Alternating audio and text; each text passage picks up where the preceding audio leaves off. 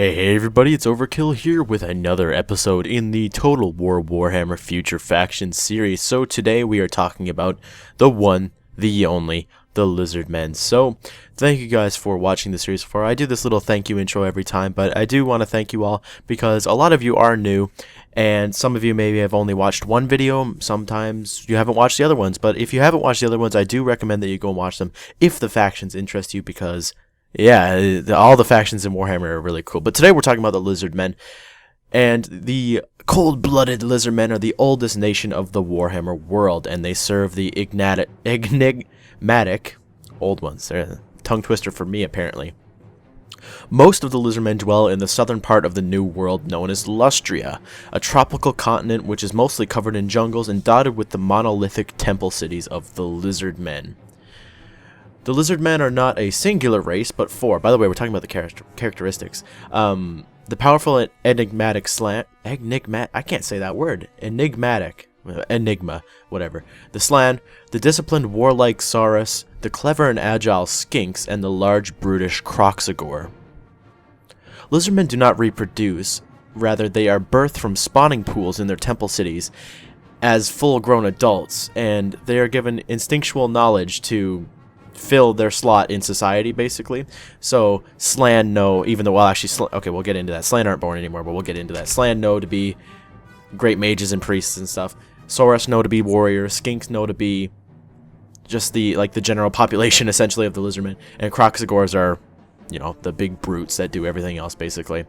On the battlefield, cohorts of Saurus warriors and Skinks form the body of most Lizardmen armies, backed up by monstrous Kroxigors, huge monsters, and without a doubt the most powerful magic users in the universe in the form of the Slan priests. As mentioned earlier, the Lizardmen serve the Slan, who in turn serve the Old Ones, a race of godlike beings who created many of the races in the Warhammer world. The Old Ones had direct contact with the first spawn Slan, who then passed information to the four younger generations. But after the polar warp gates collapsed and chaos was unleashed on the world, they disappeared, and the first spawn perished, and no new Slan have been spawned since the event centuries ago. The Lizardmen are attempting to complete the Old Ones' great plan, which was how they believed the world should be, which began with splitting the world into new and old, and creating various races such as the Lizardmen, elves, dwarfs, humans, ogres, and halflings. After the release of Chaos and the loss of the Old Ones, it is impossible to complete the Great Plan without the extinction of all the Chaos races. A quick note, Chaos is the direct foe of the Lizardmen as they are polar opposites, where Lizardmen are trying to make the world whole, and not peaceful I suppose, but you know, in their vision, whereas Chaos are trying to destroy everything, so they're quite at polar opposites. But Skaven nearly take the top spot for the most hated adversary because of just the never-ending bitter war that's been going on in Lustria between the Skaven and the Lizardmen. Now, as we mentioned, the Lizardmen live in the continent Lustria, which is part of the New World, which you'll see now, south of Nagaroth, which is the land of the Dark Elves, and you can see it's basically North and South America. We'll just say that now. Lustria's primary mountain range is the Spine of Sotek, a range of volcanic mountains that runs parallel to the west coast of Lustria. Along the coast west of the mountains is the narrow Copper Desert, while dense jungles dominate the lands east of the mountains. The southern region of Lustria is the Kulchin Plains, an expansive region of grassland plains. And the Lustrian capital is Itza, although it is outshone by Hexoatl, which is the residence of the oldest living Slan, Lord Mazdamundi, which is the oldest of the second generation, which again would make him the oldest living Slan, essentially. So, for society, just like their hated foe, the Skaven, they work in a caste system due to their empire being comprised of four races.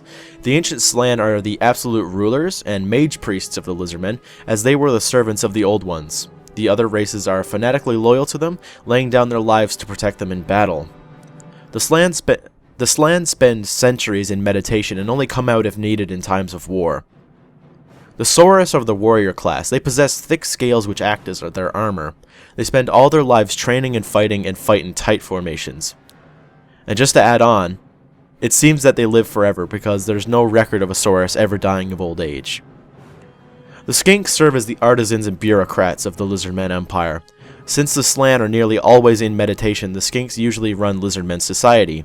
In wartime, Skinks support the Saurus legions as auxiliary forces. A second breed of the skinks, known as chameleon skinks, are excellent scouts and can cloak themselves to near invisibility. Finally, the Kroxigors do most of the heavy lifting and labor in society. While quite stupid, they are very loyal and responsible for laying the stones of the Lizardmen temple cities. At war, they are shock troops. They resemble an ogre or troll in size.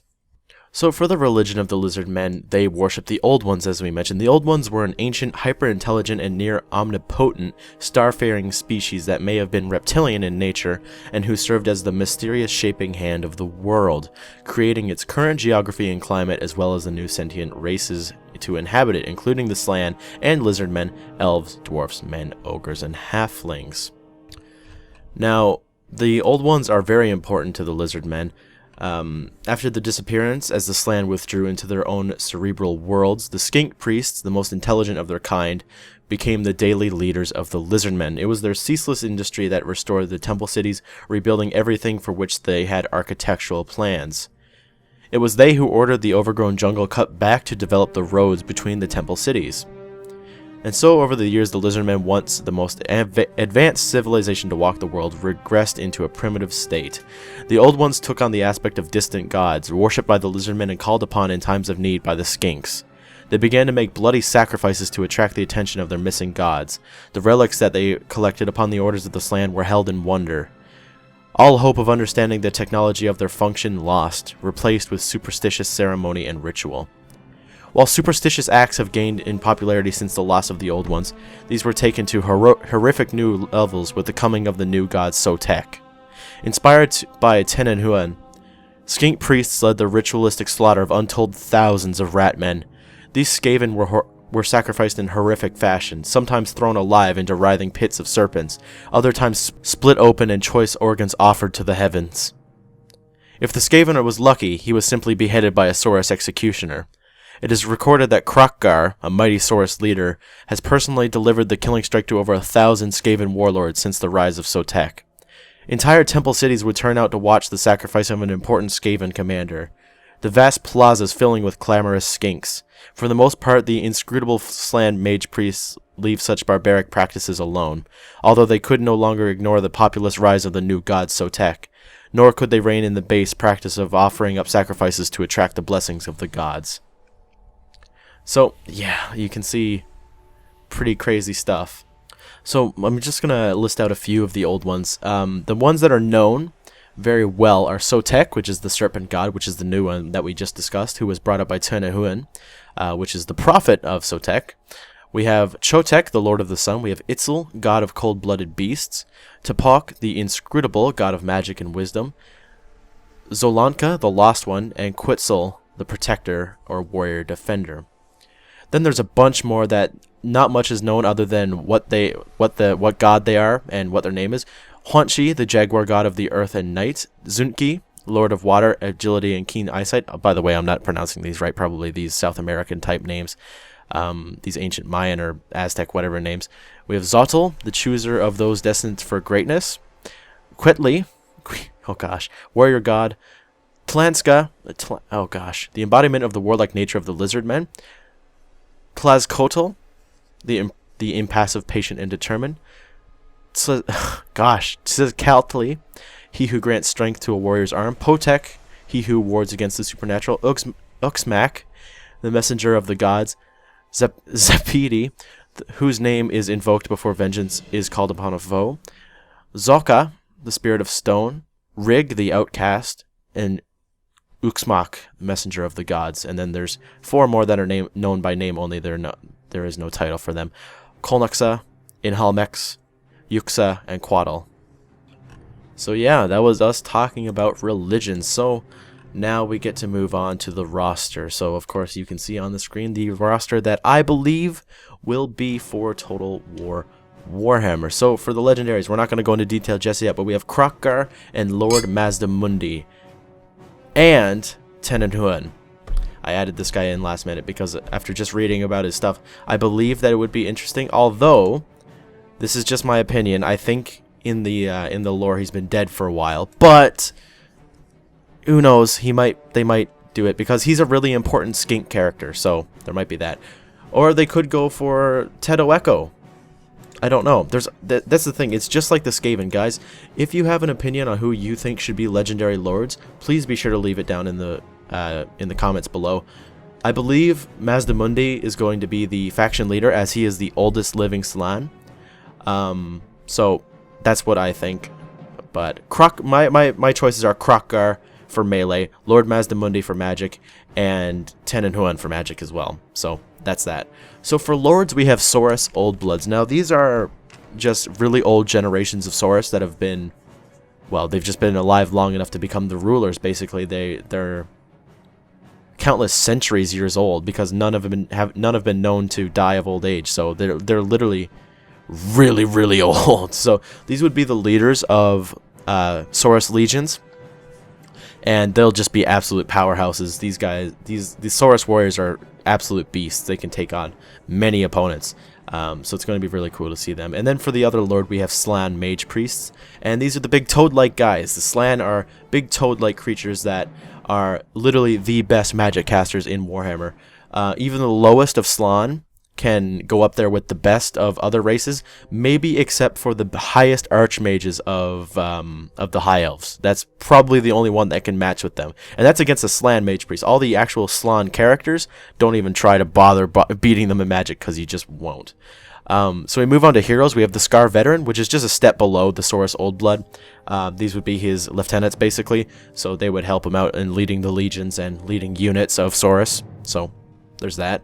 He'll probably act like a veteran. Well, the Scar Veteran, he'll act like a veteran from other Total War games, I would imagine. We have the Skink Chief, which is basically the same thing as the Scar Veteran, only for skinks.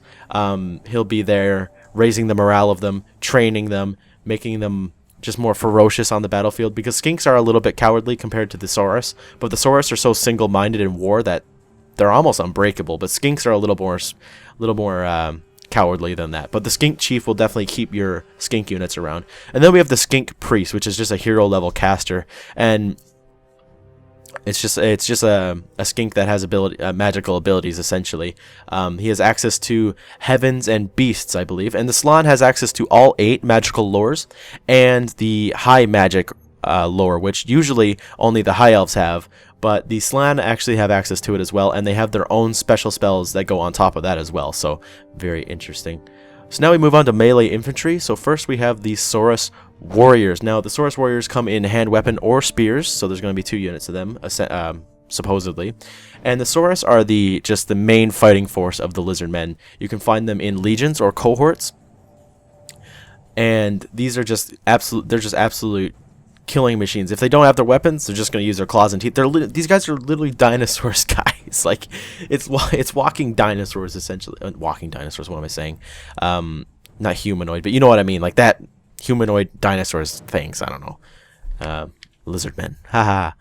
But these are your core warriors. So most of your armies are going to be made up of them. So supporting them are the Skink cohort. And these are the melee version of the skinks. There are 2 more units of skinks, as we'll get to them soon. Don't expect these guys to really do much. They'll form up into a tighter formation and pretty much just plug gaps in the Saurus warrior lines. That's pretty much what they're for, and maybe as a flanking force. So not much there. Skinks are not the strongest force in the game, that's for sure. And then we move on to the most elite infantry that the Lizardmen have, the Temple Guard. Now these are the personal guards of the Slann, basically, and other priests and such. You'll see that when the Slann go to war, they float upon palanquins. Is that what it's called? Palanquin? I think so. They'll float upon those in the middle of a unit of Temple Guard. The Temple Guard's sole purpose is to protect the Slann, but of course, in Total War, they'll be their own unit, of course. They'll be the elite infantry, and they have halberds, so you can imagine that they're going to be absolutely devastating. Take a really elite Saurus and give him a halberd, and he's just going to rip through anybody. It's going to be quite interesting. Then we move on to ranged infantry. So here we have the second skink unit, which is the Skink Skirmishers. Now they're going to have either blowpipes for poisoned longer range attacks, or javelins for more armor piercing and damage and such. So they're going to be just the typical skirmishers. Think of any skirmisher from Total War. They're going to be spaced out, and they're going to have these blowpipes or javelins doing poison damage and or just armor piercing with the javelins. It's going to be really cool. And of course, there's pictures of them everywhere. All these guys are having pictures, of course, as you all are probably used to by now. And then we have a special breed, the chameleon skinks. Now, the thing that's going to be interesting about these guys is they have blowpipes, so they're going to have their poison attacks, but they're going to be basically invisible, of course, depending on where you're fighting. But actually, anywhere, really, because they are chameleons, they have the ability to go nearly invisible to the naked eye, so it's going to be pretty cool. So these guys are going to be like some of the units in maybe like Attila that can stay hidden anywhere and have the snipe ability, so they can hide and shoot while being hidden, so people won't find them. I think that's what they're going to act as, and of course their poison attacks are going to be devastating against certain units. So for monstrous infantry, we then have the Kroxigors. Now the Kroxigors are, as we mentioned earlier, the size of trolls or ogres. So these are just absolutely huge brutes that in a strong unit, if you charge them into most units of infantry, they're going to send them flying, and they're going to do a lot of damage. And the Kroxigors' weapons, I don't know if you can see in the picture of the models, but their weapons are actually chained to their wrists, so they don't drop them, basically, and just use their hands, because they're so primal and crazy that if they drop their weapon, they're just going to start ripping people apart with their claws and kind of risking themselves. So they have their weapons chained onto their wrists for that reason. So these are going to be shock infantry, as I mentioned. Charge them into the front or the rear, depending on if you're holding your enemy, and they're just going to absolutely get destroyed.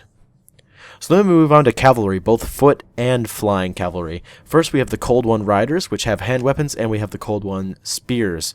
So these are going to be your devastating. These are going to be devastating, guys. Cold Ones, not only are they going to act as cavalry, so you're charging into stuff and just sending it flying everywhere, but they're on Cold Ones, and they're raptors. They're literally big, like, raptor things. So these guys are just going to absolutely eat people up, literally.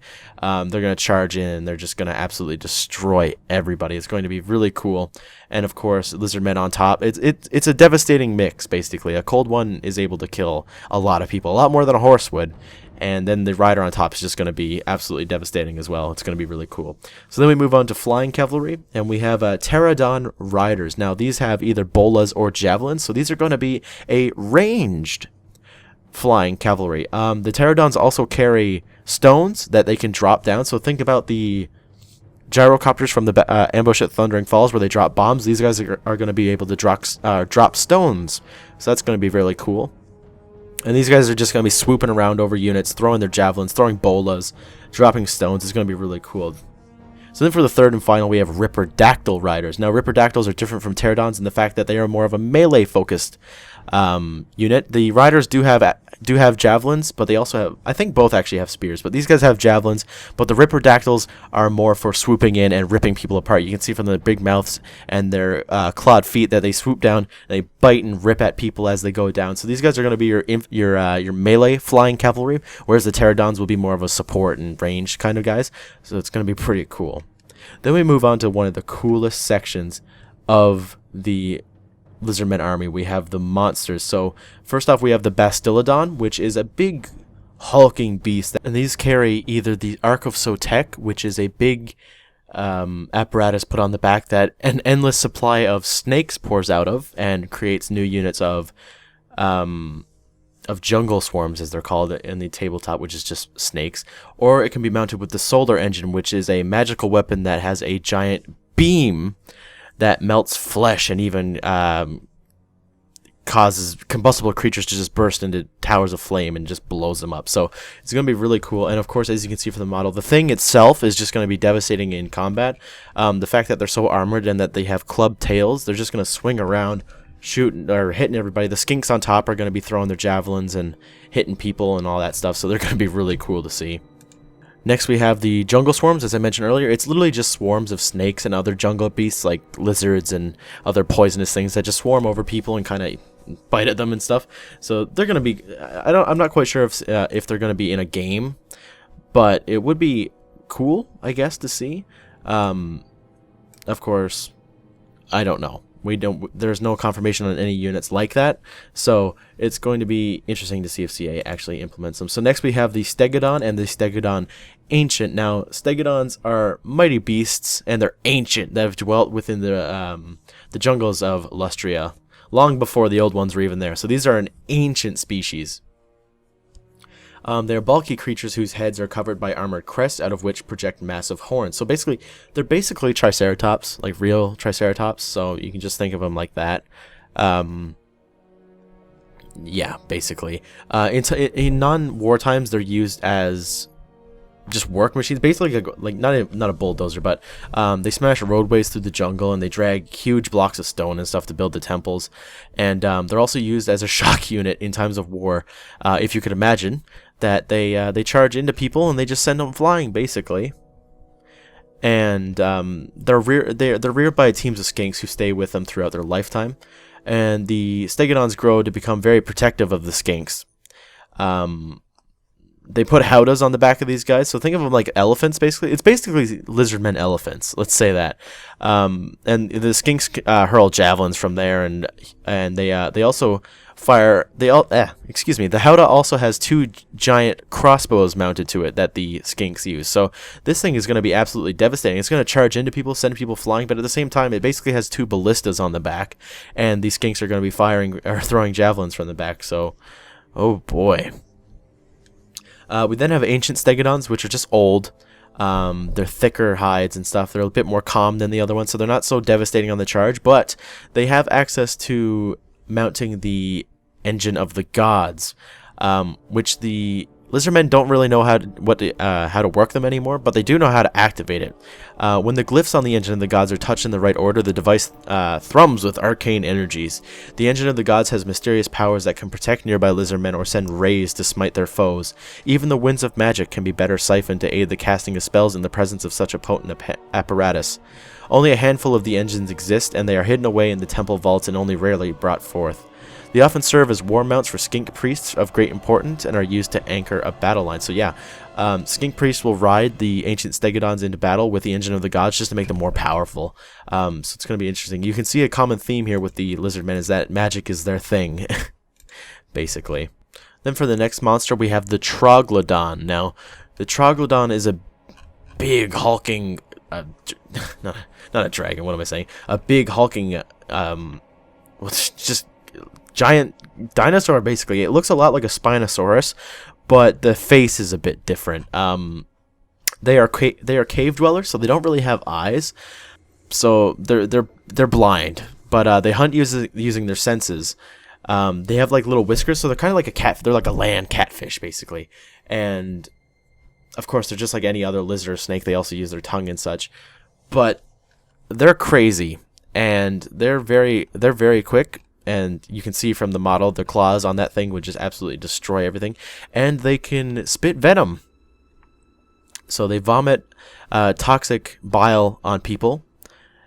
And it's acidic, basically. So it's quite devastating. And they also get mounted by skinks. So of course, yeah, they act as mounts for some skinks. So it's going to be very interesting. I'm very excited to see these guys in the game because I just want to see all these dinosaurs, basically, because who doesn't love dinosaurs? They're fucking awesome. And then next we have a split unit, which is the hunting packs, which either have a salamander or a razordon. So first off, we'll talk about the salamander. So a salamander is a giant predatory creature that stalks the swamplands and estuaries of Lustria's jungles. Propelled by 4 thickly muscled legs and a powerful tail, they are swift-moving creatures whether on land or in water. Salamanders are voracious hunters, and their favorite method of catching prey is to swiftly close the distance, moving through underbrush or even submerged underwater. Once within range, they launch a burst of highly corrosive liquid from their gullets, a substance so volatile that it bursts into flames upon contact with the air. The burning pitch-like substance sticks to victims, burning them alive whilst already beginning the digestive process. The creature's neck frills and back sails provide a cooling mechanism, ensuring the cold-blooded creature does not expire from the heat generated within its own body. So yeah, it's difficult to catch and train a salamander, but skinks known as handlers manage to do so. Using sharp-tipped jabbing spears, skink handlers goad salamanders into position and then prod them until they are angry enough to spit flames. So yeah, these guys are going to be like, think about the flame cannon from Ambush at the Thundering Falls. I would imagine that it's not so long of a range and not so fancy looking, but more of like a flamethrower. So think about a shot from a Iron Drake from Ambush at the Thundering Falls. Think of that coming out of the mouth of a giant orange lizard, basically. So this guy's going to be really good at bringing down swarm units, just breathing fire on them, just killing them pretty much instantly. So it's going to be really cool. So next we have the Razordon. Now, Barbed Razordons are covered with a profusion of great spines, hardened spikes made of bone that project menacingly out of their bodies. As a defensive protection, this razor-sharp body armor serves to deter all but the most determined of creatures. And even the most monstrous of Lustria's many apex predators will think twice before attacking a Razordon. The Razordon spines are not only a deterrent, however, they are also a deadly offensive weapon. By way of powerful muscle spasms, Razordons can discharge their spines, shooting them outwards in a deadly hail. So these ones are going to be more goaded into a melee fight against maybe like a bunch of enemies, and while they're in the fight, slashing around, killing a bunch of people, biting them, chopping them into pieces with their claws, they're also shooting out their spikes everywhere. So they're going to be racking up kills like crazy from ranged attacks, and of course just ripping people apart. So it's going to be really cool to see them. So yeah, we can just talk about mounts a little bit. So we have Carnosaurs, which are they're basically like a mix of like a T-Rex and like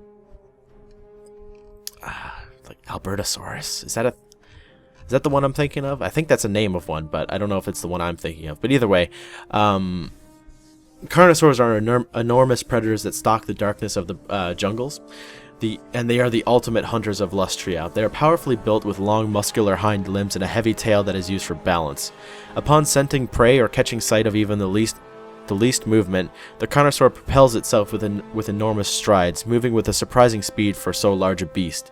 The shortened forelimbs and sharp claws are ideal for locking hold of prey, allowing the Carnosaur to better line up its most destructive attack. Carnosaurs have massive jaws, their gaping mouths filled with dagger-like teeth.